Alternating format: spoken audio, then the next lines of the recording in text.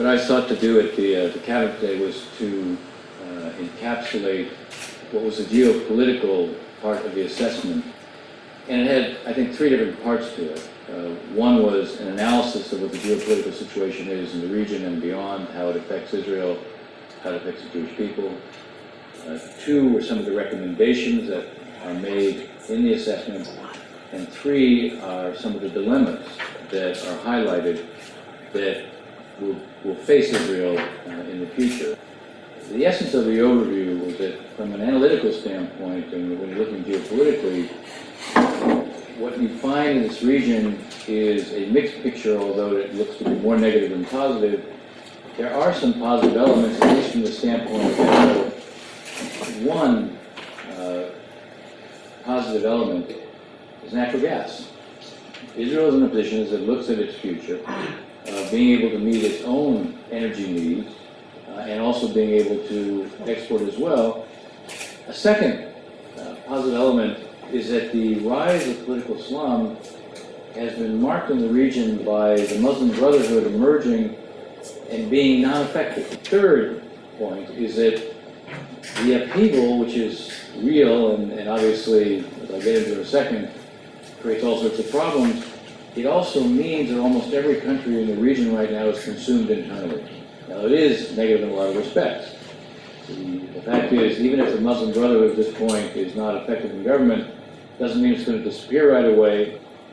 Secondly, obviously, one can look at Syria. And it's difficult to identify at this point any scenarios in Syria that leave one feeling particularly comfortable.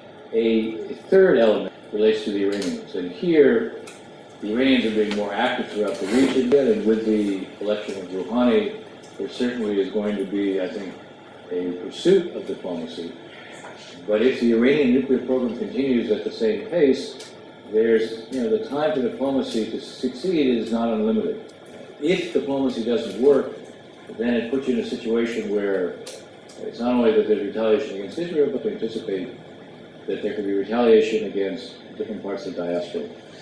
And that led me into a discussion of a few of the recommendations. One recommendation is, given the fact that parts of the diaspora could well be vulnerable, there needs to be, when Israel is making decisions, in general, it's important to take the Jewish community worldwide into account. And the second recommendation has to do with the broader question of de-Legitimization. And here, the Institute has been doing a very systematic study of this and had made a recommendation specifically that there be a ministerial level official, actually a minister, who would assume responsibility to bring all the disparate elements within the Israeli government that are working on the de-Legitimization challenge.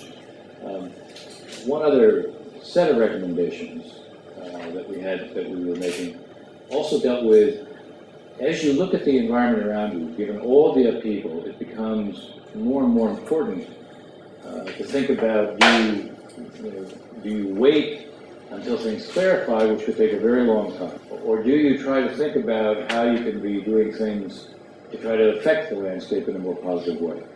It is interesting, and again, this reflects a lot of the work that's in the annual assessment, but also work that's been done separately within the Institute. With China and with India, there may be very interesting possibilities, economically and technologically, to create, change the character of the relationships, give them more of a stake in their relations with Israel. It can also be something that can be pursued by creating what might be called strategic dialogues that are not necessarily official. They're more informal, but they can draw on former officials that have been part of the Israeli government in the past, but who could be employed to have discussions in a kind of more thoughtful, ongoing way with Chinese officials and Chinese think tanks, and the same within India. And this could do more, I think, to sort of frame the approach that Israel has with these countries and also build their stake in a different approach to Israel. I raised 3 points at the Cabinet meeting with the Prime Minister based on our annual assessment. And the first was to look at the economic dimension of the de-legitimization issue. And I did this from my perspective as former Deputy Secretary of the U.S. Treasury, former Undersecretary of State for Economic Affairs, and former U.S. Ambassador to the European Union, as well as, of course, co-chair with Dennis of JPPI. And the basic point that was made on the economic side is that the delegitimization issue is now morphing into a significant economic challenge to Israel in the very market in Europe, which is Israel's largest export market. The United States is not the largest export market. It's Europe. Now, the point that we made to the Prime Minister and the Cabinet is that those who are pushing this boycott, disinvestment, and sanctions policy probably won't be satisfied with any final settlement of the dispute with the Palestinians. But there are, in fact, a whole host of well-meaning people who are susceptible to the argument regarding settlements and other issues in the West Bank, and that Israel needs to respond with alacrity to this before this campaign grows and becomes more economically troubling. So we recommended that actions might be taken proactively to increase, for example, the number of Palestinian workers in Israel, to provide VIP passes to carefully vetted business people, to initiate the kind of qualifying industrial zones in the West Bank that have been used in Jordan and Egypt and that had been used in Gaza, to ease movement within the West Bank. In addition, to regain the political narratives. A second issue that we raised was based on a report on the Jewish community in Europe.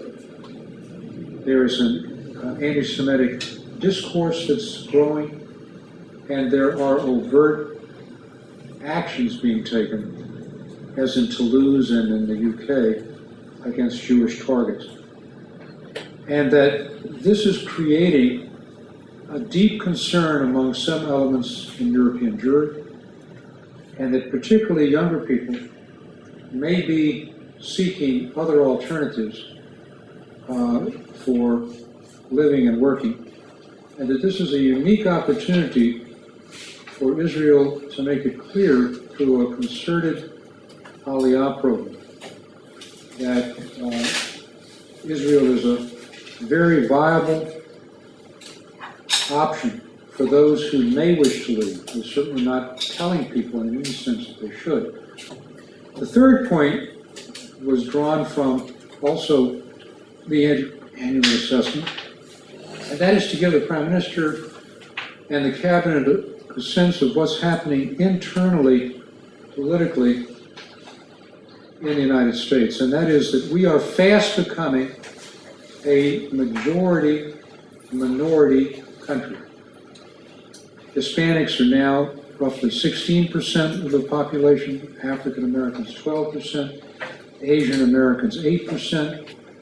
That these are minorities that are not instinctively hostile to Israel, but which know very little about Israel, little about the Middle East, and it's incumbent upon Israel to reach out to these emerging constituency groups who will be increasingly influential and powerful in political terms, to reach out to young, emerging Hispanic American, African American, Asian Americans, and bring them to Israel for periods of time. That there should be particular emphasis on members of Congress and members of state legislatures who come from these communities, because they, again, will be tomorrow's leaders.